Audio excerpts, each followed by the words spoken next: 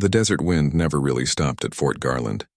It scraped against the tents, rattled the metal roofs, and carried the dry scent of dust and diesel. Staff Sergeant Elena Lane Carter had grown used to it. She'd been stationed here for 6 months, long enough to know that sand could get into anything, even your soul. Lane wasn't the loudest in the unit. She didn't have to be. She was a combat medic, trained to move fast, patch wounds, and drag men twice her size out of fire zones. But no matter how many lives she saved, there was always that look, the one that said you're not supposed to be here. She'd learned to live with it. At morning roll call, the team gathered under the rising sun. Major Riley strode across the gravel, his voice sharp as a blade. Listen up. Intelligence confirms a convoy ambush north of Sector 9. We've got to move fast. This is going to be a clean extract and medevac operation. Lane adjusted the strap of her medic bag. She already knew what was coming. Carter, Riley said, turning toward her. You'll stay behind this time. We've got enough medics in the field. Her jaw tensed. Sir, with respect, that's a mistake. If the convoy was hit, they'll need trained men, he cut in. You'll coordinate from base. That's an order. Around her, a few soldiers glanced at each other. Some smirked, others avoided her eyes. She'd seen this before. To them, she was the medic girl, the one who patched up scrapes and sat out the real action. Yes, sir, she said quietly, but inside the words burned. After briefing, she sat at the edge of her cot, staring at the floor. Her roommate, Corporal Jenna Morales, looked over from her bunk. Don't let him get to you, Lane. Riley's old school. He still thinks women belong behind a desk. Lane gave a faint smile. Maybe. But tell that to the blood I've washed off my hands. Jenna chuckled softly, then went quiet. They both knew it wasn't funny. Outside, engines roared as the convoy rolled out. 3 Humvees and a supply truck kicking up clouds of sand. Lane watched them disappear over the ridge. She could almost hear the echo of the wind whispering, "Stay behind." But she couldn't shake the unease. Something felt wrong. By mid-morning, radio chatter grew tense. Eagle 1, this is Bravo lead. We've got eyes on smoke, possible IED detonation. Lane froze, headphones pressed tight. Then came another voice, choppy, panicked. Taking fire. Multiple hostiles on ridge. Repeat, ambush on the ridge. Her heart hammered. She grabbed the comm unit. Bravo, this is Fort Garland Medical. What's your status? Static. Then a strained voice. 3 men down. Need evac. Can't hold much longer. She looked toward the command tent. Major Riley was already on the mic, barking orders. Stay put, Bravo. Reinforcements are en route. Lane's pulse raced. Reinforcements were 40 minutes away. In that kind of fire, 40 minutes meant death. She stepped inside. Sir, I can go with a support vehicle. I know that road. I can stabilize them until evac. No, Riley didn't look up. I said stay behind. Sir, with all due respect, Carter, he snapped, turning on her. I will not repeat myself. You're not combat ready. You stay here. That's final. His words hit like a slap. Not combat ready? She dragged Corporal Reeves out of a burning Humvee 3 months ago. She'd been under mortar fire in Fallujah 2 years before that, but none of that mattered now. Riley turned back to his radio, dismissing her like she wasn't even in the room. Lane stepped out of the tent, chest tight with frustration. The wind howled louder now, throwing sand across the base. The medevac chopper sat idling near the helipad, one pilot in the cockpit, waiting for the all-clear. She stood there, torn between orders and instinct. Then came another broken transmission through the command feed. Bravo lead down. Repeat, Bravo lead is hit. We're surrounded. Her blood ran cold. 47 soldiers were out there, pinned down, bleeding alone. She took one step toward the chopper, then another. Ma'am, you cleared for takeoff? The pilot asked, confused. Lane didn't answer. She climbed into the cabin, tightening her harness, medic kit strapped across her shoulder. The pilot hesitated. You got orders? Yeah, she said flatly, eyes locked ahead. From me. The rotors thundered to life. Dust swirled around her face as the chopper lifted off, rising into the burning desert sky. Below, the base grew smaller, a cluster of tents and trucks disappearing into golden haze. For a moment, she thought about what this meant. Disobeying a direct order could end her career, but losing those men would haunt her for life. She chose the kind of mistake she could live with. 15 minutes later, the radio crackled again. Unknown aircraft inbound, identify yourself. Lane pressed the headset. This is Staff Sergeant Elena Carter, medical response. I'm heading to Bravo position for field extraction. Static, then a furious voice. Major Riley. Carter, you're off protocol. Turn that bird around right now. She closed her eyes for a second. The wind roared through the open hatch. Then she said, steady and low, can't do that, sir. They don't have 40 minutes, and she cut the transmission. As the chopper swept over the ridge, she saw it. A black column of smoke. Thin figures darting behind twisted vehicles. Flashes of gunfire lighting the dirt. Her stomach clenched. She turned to the pilot. Set us down behind that dune. I'll go on foot. The pilot looked stunned. Ma'am, that's suicide. Just do it, she said. They need me. The helicopter dipped low, skimming over the sand before touching down behind cover. Lane jumped out, crouched low, the medic bag slapping against her thigh. The sound of bullets cracked through the air. She could smell the burning fuel, hear the shouts of men calling for help. For a brief second, she froze. Fear clawed at her chest. She could have stayed behind, stayed safe. But that wasn't who she was anymore. She took a deep breath, pulled her pistol from her holster, and sprinted toward the smoke. The air shimmered with heat and gunfire. Sand exploded in bursts beside her boots as bullets tore through the air. Lane dropped behind a burnt-out Humvee, her heart slamming in her chest. The sound of chaos was everywhere, shouting, metal grinding, and the sharp hiss of flames eating through wreckage. She peered over the edge. To her left, a half-dozen soldiers were pinned down behind a supply truck, trying to return fire up the ridge. Their faces were streaked with sweat and grime. Beyond them, she spotted movement. Insurgents dug into rocky outcrops, firing down with ruthless precision. Her radio hissed. This is Carter. I've got eyes on Bravo. I'm going in for medical extraction. No response. Just static and gunfire. She sucked in a breath, checked her pistol, and sprinted low across the open ground. Every step was a gamble. The sand kicked up under her boots as rounds whizzed past her head. Medic coming in, someone shouted. Lane dove behind the truck, landing beside Sergeant Thompson, who was gripping his bleeding leg. He blinked in disbelief. Carter, what the hell are you doing here? You were told to save it, she said, tearing open a field bandage. You're not dying today. She worked fast, tourniquet first, then pressure wrap. Her hands were steady, movements automatic.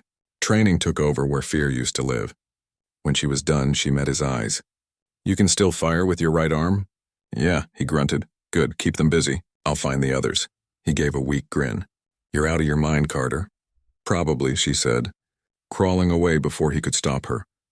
The battlefield stretched like a nightmare, twisted metal, black smoke and cries for help cutting through the desert wind. Lane moved from cover to cover, dragging the wounded, patching burns, whispering reassurance into trembling ears. A young private grabbed her wrist. They got the lieutenant. He's still up front. How far? She asked. He pointed toward the ridge and the worst place to be. Open terrain, no cover, just sand and fire. Her throat went dry, but she nodded. Stay here. I'll get him. She moved fast. Gunfire thundered from the rocks. She could see the lieutenant, slumped near a crater, one arm twisted, blood soaking through his vest. He wasn't moving. She ran. Rounds cracked around her, one slamming into the dirt inches from her foot. She fell, rolled, and crawled the rest of the way. When she reached him, she pressed 2 fingers to his neck. Weak pulse. He was alive. Hang on, sir, she murmured, yanking open her medic bag. A burst of gunfire ripped overhead, forcing her flat. Dust filled her mouth, her eyes. She blinked it away and kept working. Chest seal, IV line, morphine. Her hands moved like clockwork even as the world exploded around her. Then she heard something. Distant but distinct. Rotor blades, her chopper. She grabbed the radio. This is Carter. I've got multiple wounded and need evac on my location, south side of the ridge by the crater. The pilot's voice came back, shaky but clear. Copy that, Carter. I see your smoke. You've got 30 seconds. She yanked a red flare from her pocket and lit it. The bright flame hissed against the sand, a signal in the storm.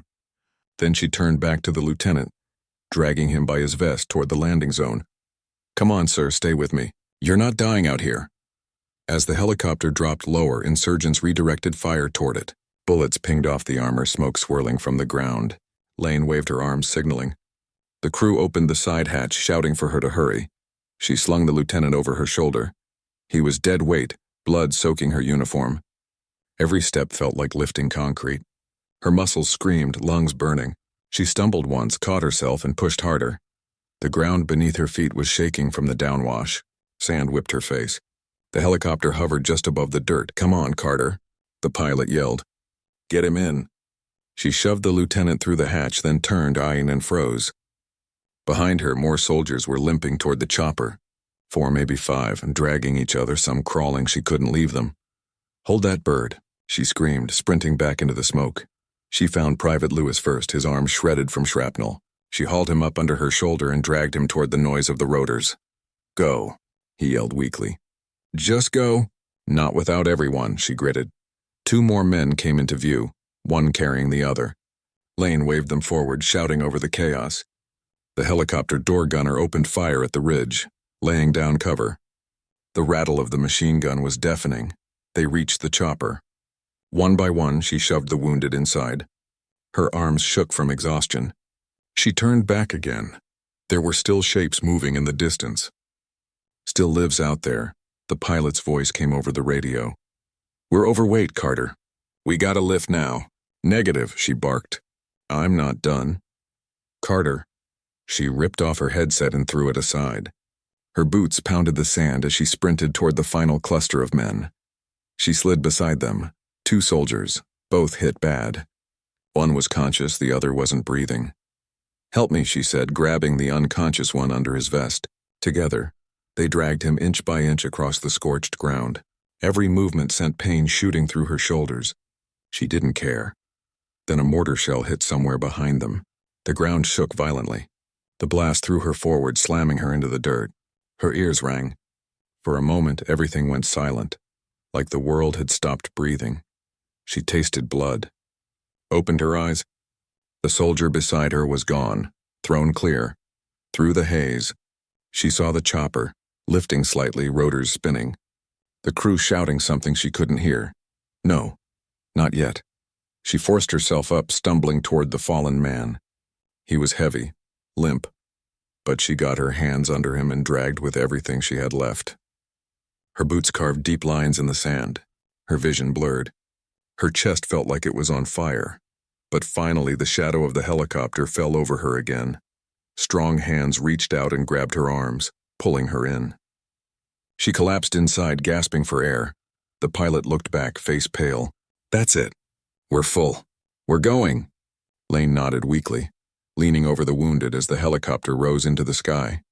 The desert below turned small again, bodies, wreckage, and black smoke fading in the wind. For the first time in hours, she let herself breathe. She looked around at the men she'd pulled out, bleeding, broken, alive, 47 of them, 47 souls who would see home again. She didn't smile. She just sat back, covered in blood and sand, staring out the open hatch as the desert drifted away beneath them. She didn't know what waited for her back at base. Court-martial, suspension, maybe worse. But for now, she'd done what she had to do, and she'd do it again. The return to base was eerily quiet. No cheers, no radio chatter, just the heavy thump of rotor blades carrying guilt, relief, and 47 heartbeats that shouldn't still be there. When the helicopter touched down, medics and support crews rushed forward, pulling stretchers, shouting for plasma, bandages, IVs.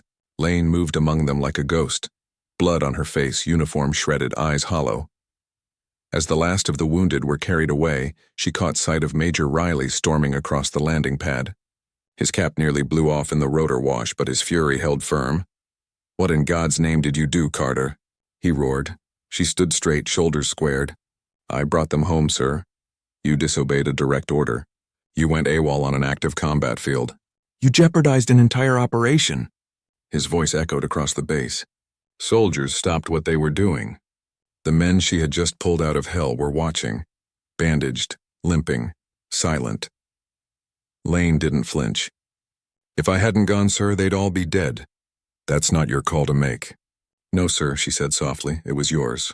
But you didn't make it." The words hung in the air like shrapnel. Riley's jaw tightened. He gestured sharply to 2 MPs nearby. "Take her to holding." Effective immediately, Sergeant Carter is suspended pending formal investigation. The MPs hesitated. One of them, a younger corporal, looked at Lane with something close to guilt. But orders were orders. They led her away. As she walked, she could hear voices rise behind her. Someone shouted, "She saved us!" Another echoed, "She brought every damn one of us back." Riley didn't turn around. That night, Lane sat in a small concrete room. The only sound was the buzz of a flickering light. Her hand shook slightly as she unwrapped a cut on her palm. It stung, a reminder of the cost of what she'd done. Jenna Morales slipped in quietly, glancing over her shoulder before shutting the door. "You okay?" Lane gave a tired smile. "Define okay." Jenna sat beside her. "They're saying you're facing a full Article 15, maybe worse." I figured. "But everyone's talking, Lane. Half the guys you pulled out can't stop saying your name. The whole base knows what you did." Lane looked down. "Doesn't matter. Orders are orders," Jenna frowned. "No, lives are lives. You didn't disobey, you acted when no one else would." Lane didn't answer. She'd replayed every second in her head, the gunfire, the screams, the blood. If she hadn't gone, she'd be cleaning equipment right now while 47 body bags came home. Still, part of her wondered if she'd done the right thing. Or just the thing that hurt less. 3 days later, she stood before a disciplinary panel in the command tent. The air inside was heavy and silent. A few senior officers sat behind a table, cold faces, stiff uniforms. Riley sat at the end, expression unreadable. "Staff Sergeant Elena Carter," the colonel began. "You are being charged with insubordination, abandonment of post, and unauthorized field deployment. Do you understand the charges?" "Yes, sir." "Do you deny them?" "No, sir." "Then why?" Lane lifted her head. "Because 47 soldiers were pinned down under fire. Reinforcements were 40 minutes out. They didn't have 40 minutes. The colonel studied her. And you alone decided to act?" "Yes, sir. Someone had to." Riley leaned forward. "And what gave you the right, Sergeant, to override a commanding officer?" Her eyes met his, calm, clear. "The sound of dying men, sir." The room went silent. Hours passed. The verdict would take time. She was confined again, this time under tighter watch. But something was shifting outside those walls. When the sun fell, Jenna burst in with news. "Lane, you won't believe this," Lane frowned. "What?" They recovered the convoy's black box and the comm log.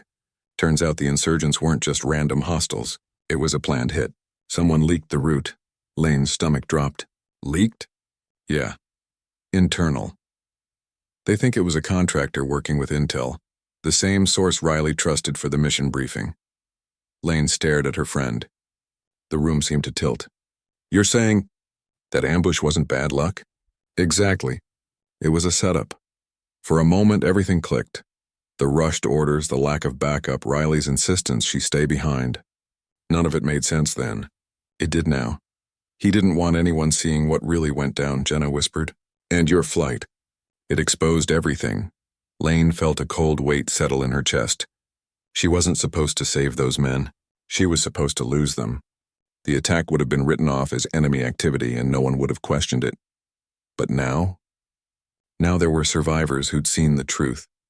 By morning, the story had spread. Soldiers whispered in the mess hall. News of her disobedience had turned into something else. A story of courage, defiance, and leadership under fire. Even the wounded were speaking up. One by one, they gave statements, recorded testimony that made its way to command. Men who'd mocked her now said her name with respect. When she was summoned again to the colonel's office, she half expected another charge. Instead, he handed her a folder. "Sergeant Carter," he said slowly, "your hearing has been postponed pending a larger investigation. Major Riley has been relieved of command until further notice." Lane blinked. "Sir?" "Evidence indicates a possible intelligence breach connected to the ambush. You'll remain on base until further instructions. But," he paused, voice softening, "for what it's worth, you did the right thing." She nodded, too stunned to speak. As she stepped outside, the sun hit her face. Warm, blinding, relentless. Around her, soldiers paused in their work. Some nodded. Others saluted, no words. Just acknowledgement. That night, as she sat on the barrack steps watching the sunset over the dunes, Jenna joined her again. They're calling you the ghost medic, she said with a grin, because you came out of nowhere and saved everyone. Lane chuckled faintly. I don't want a nickname. Well, too late. The brass might not say it yet, but they know. You changed how they see us, women, medics, all of us. Lane didn't answer. Her gaze drifted toward the horizon, toward the ridge where it all happened. Somewhere out there still lay the wrecks, the blood, the ghosts of the ones she couldn't save. She whispered softly, "We never stay behind." Not really, but deep down something still bothered her. If someone had leaked intel once, they could do it again. And Lane Carter wasn't the kind of woman who sat still when the truth hid in shadows. The next week felt like walking through smoke, calm on the surface but something burning underneath. Fort Garland buzzed with whispers. Officers met behind closed doors. Files went missing, then reappeared, edited, and through it all, Lane Carter waited. She went through the motions, checked on the wounded, restocked the infirmary, kept her head down. But every instinct in her screamed the same thing. It isn't over. Late one evening as the sun bled out behind the dunes, Jenna slipped into the medic tent carrying a thin folder. Her face was pale. "Lane," she said, shutting the flap. "You need to see this." Inside the folder were photos, blurred satellite images, radio logs. At the bottom, a typed report stamped confidential. The name printed on the top corner made Lane's stomach drop. Riley, MJ, command clearance, level 3. "What is this?" Lane whispered. "Proof," Jenna said quietly. "They traced the comm leak. It wasn't the contractor. It was him." Lane stared at the paper. The same man who'd ordered her to stay behind. The one who tried to silence her after she saved his soldiers. The betrayal hit hard, but the motive hit harder. Riley had been running a covert deal, supplying outdated intel to a private security firm for extra funding. The ambush was never supposed to happen, but when it did, he needed it covered up. Losing the convoy meant losing witnesses. Lane closed the folder slowly. "So he set them up," Jenna nodded. "And you ruined his plan." That night, Lane couldn't sleep. Every time she closed her eyes, she saw the ridge, the smoke, the blood, the faces.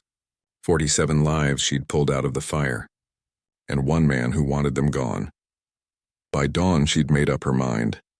If Command was still investigating quietly, she'd bring the truth out into the open, no matter the cost. She walked straight into the communications office, flashed her badge, and requested access to the satellite replay logs from the day of the ambush. The technician hesitated, stammered something about clearance. Lane just stared him down.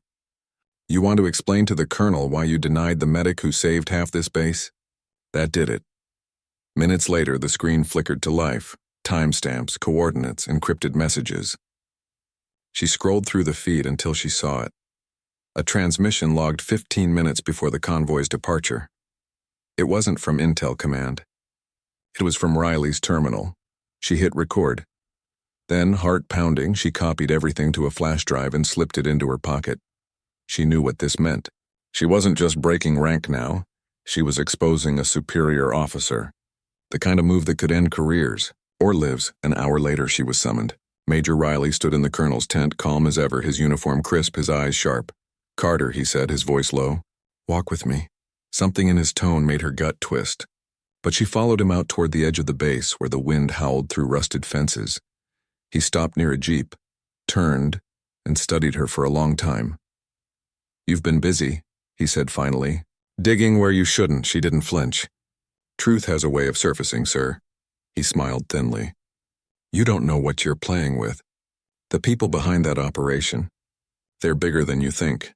"Maybe," she said quietly, "but they're not untouchable." His jaw tightened. "You think anyone will believe a medic who disobeyed orders over a decorated officer?" "I don't need them to believe me," Lane said, stepping closer. "I just need them to hear me." Then she pulled the flash drive from her pocket and held it up. "And they will." For a moment, something cold flashed in his eyes. Then suddenly he reached for his sidearm, but Lane was faster. She wasn't armed, didn't need to be. She stepped in, knocked his wrist aside, and slammed her elbow into his ribs. The gun dropped into the dust. He lunged, furious, but she shoved him back hard against the jeep. "You already took enough from them," she hissed. "You don't get to take this too." Guards came running, drawn by the commotion. Riley tried to twist free, shouting that she'd assaulted him. But then the colonel appeared, flanked by 2 MPs. Lane tossed the flash drive to him. Everything's on there. Transmission logs, timings, his authorization code. The colonel caught it, frowning, then looked at Riley, whose face had gone pale. "Major," he said slowly, "I think you'd better come with us by evening." The base was alive with motion again, only this time not with combat drills or emergency calls. It was the sound of justice moving quietly through sand and steel. Lane sat alone outside the medic tent, watching the horizon fade into gold. For the first time in weeks, her chest felt light. Jenna walked up holding 2 cups of coffee. "They confirmed it," she said softly. "He's done. You nailed him." Lane took the cup, nodded once. "It wasn't just me. It was everyone who spoke up." Jenna smiled. "Still, command's recommending you for a commendation. They're calling it extraordinary valor and disobedience." Lane laughed softly. "That's a first." "Yeah," Jenna said, nudging her shoulder. "But so are you." The next morning, the base gathered on the parade ground. 47 soldiers stood shoulder to shoulder, some still bandaged, some on crutches, every one of them alive because she refused to stay behind. When her name was called, Lane stepped forward. The colonel handed her a small medal, not for bravery, not for obedience, but for something harder to define: courage when no one else believed. The men she'd saved began to clap. Then the rest of the base joined in. It wasn't loud or polished, just real, raw, and honest. For the first time, she let herself smile. Later that evening, as the sun set over the desert, Lane walked out past the wire fence. The wind was soft now, almost kind. She closed her eyes and whispered to herself, "They told me to stay behind." But sometimes staying behind means losing everything that matters. She looked toward the fading ridge where the battle had been. Quiet now, still, almost peaceful. Then she turned back toward the base lights, toward the men and women she'd saved, toward the life she'd rebuilt from dust and defiance. Because sometimes breaking orders isn't betrayal. Sometimes it's the only way to bring everyone home.